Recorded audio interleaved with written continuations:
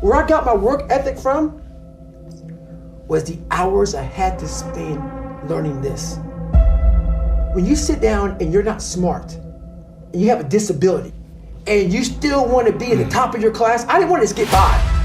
When I realized that I can learn through hard work, and I can beat the valedictorian in school, but I got put in 10 hours more a day than he does. You know what kind of strength comes from that? When you're sitting down, that guy, that valedictorian studied for an hour, and you know I caught you,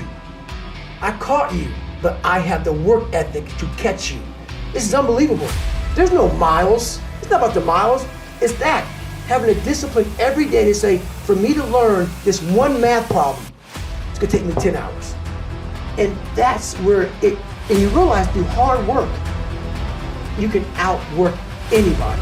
What does Ryan Seacrest, Tom Cruise, Oprah, Steven Spielberg, Donald Trump, Joan Rivers, Warren Buffett, Gordon Ramsay, Michael Jordan, Kobe, Tim Tebow, they all have one major thing in common, dude. These people hammer.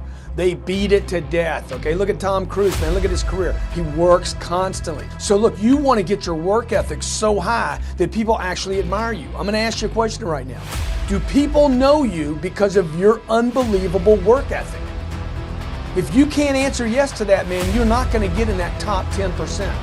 You got to get at the top. People need to know you for one major thing first. He works.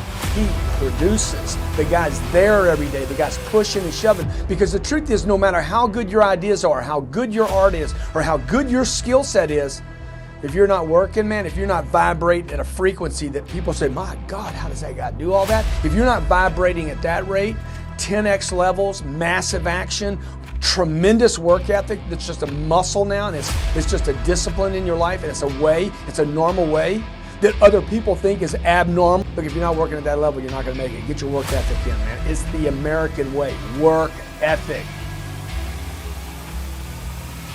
What I could control was my work ethic. You've heard me speak many times about outworking everybody, but I think that just feels good when we hear it, but most people don't take it seriously. If you think that I have a little bit of success in my life, I can tell you what I attribute it to.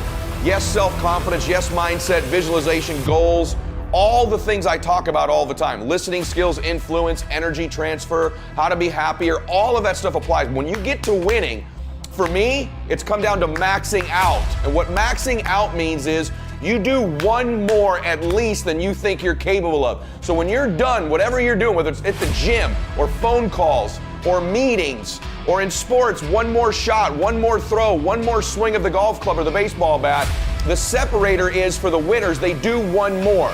I'm addicted to one more. And so I want your mantra going forward to be one more. What does that look like if we're working out? That means when we're in the gym and we say, I'm gonna do 5 sets of 10, I'm crazy. Like I'm a psycho because I wanna win. I wanna be somebody. I wanna separate.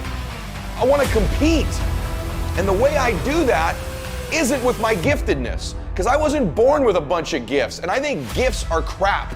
I think for the most part, gifted people struggle in life because things come easy to them. I like that things haven't come easy for me in my life. I like that I have natural talents in every area. And maybe you like that about you too. Maybe you've looked at yourself all your life and thought, man, I don't have that natural beauty or that natural talent or this gift for creativity or intellect or humor.